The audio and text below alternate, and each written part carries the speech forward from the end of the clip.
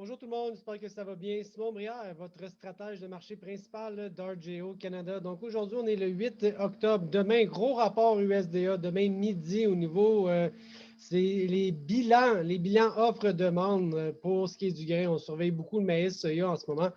Et ça, c'est le rapport mensuel qu'on va avoir et qu'on met à jour demain. C'est important avec la surprise qu'on a eue la semaine dernière qui change un peu la donne quand même là, au niveau fondamental. Alors ça va sortir demain à midi. Les estimés en ce moment, là, pour ce qui est du maïs, on s'attend à une plus petite récolte, un petit peu moins de rendement et des inventaires de fin beaucoup plus faibles que ce qu'on avait dernièrement. Au niveau du soya, les attentes sont un peu similaires, hein, une production, somme toute, similaire aux dernières évaluations, rendement aussi, mais avec la force de l'exportation récemment, on s'attend à ce que les stocks baissent un petit peu cette année. Donc, les attentes du marché sont un peu positives, bullish pour le maïs, un peu aussi bullish pour le soya, compte tenu là, de la force de la demande et non pas vraiment en termes de production. Dans le blé d'Inde, ce que je surveille, hein, je le disais, le tour de magie qu'ils nous ont donné la semaine dernière, ce qui devrait arriver pour le maïs, c'est que les inventaires ici pour la nouvelle récolte 2020-2021 vont baisser. On va remettre les bilans à jour, peut-être des changements au niveau des superficies, peut-être un rendement plus faible, donc la production va être plus faible, mais étant donné qu'il y a beaucoup moins de stock d'anciennes récoltes qui en vient dans la nouvelle, bien, ça réduit beaucoup le coussin, là, puis le jeu que le marché avait là, avant la sortie du rapport de demain. Et la demande, on s'attend à ce qu'elle soit quand même très bonne, une très haute demande, probablement une des meilleures depuis les dernières années. On est à 14,6, 14,7. Et donc, le marché, évidemment, dans les dernières semaines, a réagi fortement à la hausse pour s'ajuster en fonction d'un rendement un peu plus faible et d'une bonne consommation. Au niveau des exportations, ça va très bien. On a de très bonnes exportations, une des meilleures des dernières années. Donc, c'est aussi à considérer. Au niveau de l'éthanol, on est toujours encore un petit peu en baisse par rapport aux dernières années, sauf que l'écart se rétrécit. On avait beaucoup, beaucoup de baisse au niveau de la production et là, ben, cet écart-là se rétrécit de manière quand même assez considérable. Le rendement, je dis, le rendement cette année, même si on dit qu'il est un petit peu plus faible, il n'y a pas de danger là, là. On était à 178, si on baisse un peu, ça demeure une des meilleures années en termes de rendement. Simplement que le marché s'attendait à du 184 à un certain moment donné. Et là, ben, si ça tombe à 177, exemple, je ne sais pas, ben, c'est un peu une déception parce que le rendement qui était supposé d'être phénoménal, il va être très bon, mais sans plus. OK? Et quand je regarde les habitudes de l'USDA dans ses rapports à l'automne, quand il y a une baisse de rendement en septembre, ben, dans les dernières années, c'est une chance sur deux qu'il augmente ou qu'il baisse. OK? Par contre, en 2010, je m'en rappelle, ça fait déjà 10 ans, mon Dieu, il y avait quand même eu une révision majeure de septembre à octobre et ça avait pris le marché un peu par surprise, puis les prix s'étaient appréciés fortement. Est-ce qu'on va avoir la même chose cette année? C'est difficile de faire le parallèle, mais quand même, je vais le faire. Regardez, en 2010, je suis allé fouiller dans mes dossiers, mai 2010 à octobre ici, 2010. On avait un rendement évalué à 163 au printemps. Ça finit au mois d'octobre à 155. Donc, une baisse de rendement, mais pas une catastrophe non plus, là. Et à ce moment-là, la demande a été quasiment la même, elle s'est même améliorée.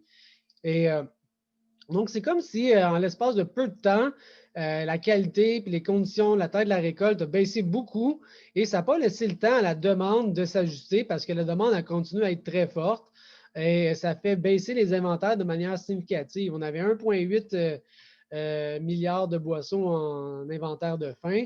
C'est tombé en dessous d'un milliard à 900 et la consommation étant bonne, les ratios d'utilisation, les pourcentages ont fortement chuté, ce qui a fait monter les prix en 2010. OK?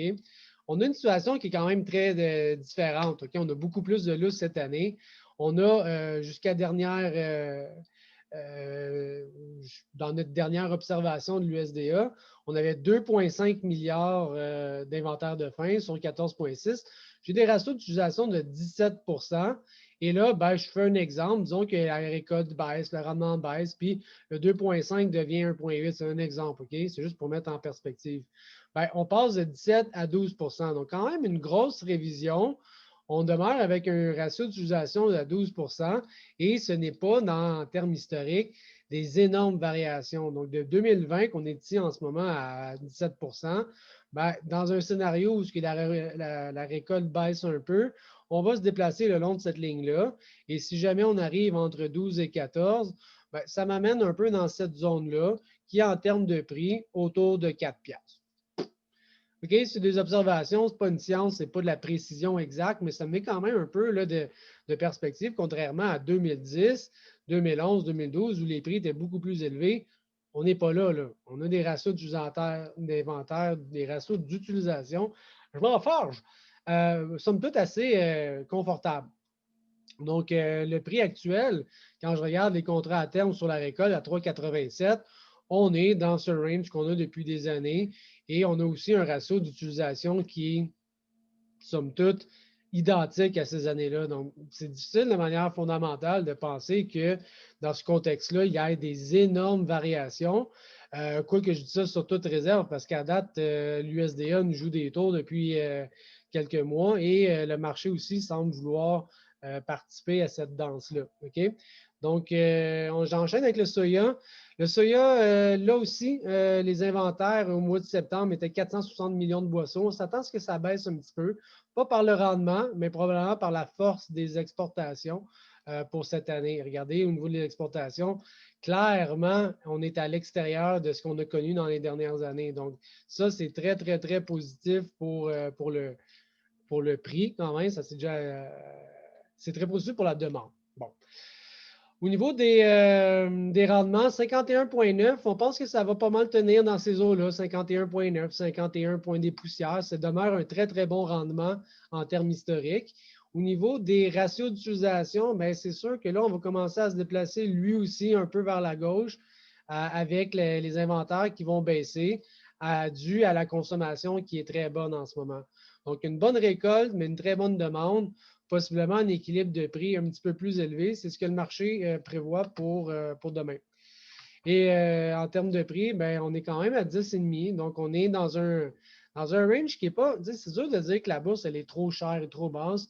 En termes de ce qu'on est capable de prévoir, à la lumière des statistiques d'exportation, de la transformation pour les huiles, la trituration, on a quand même un prix qui a réagi fortement parce que les récoltes ont baissé.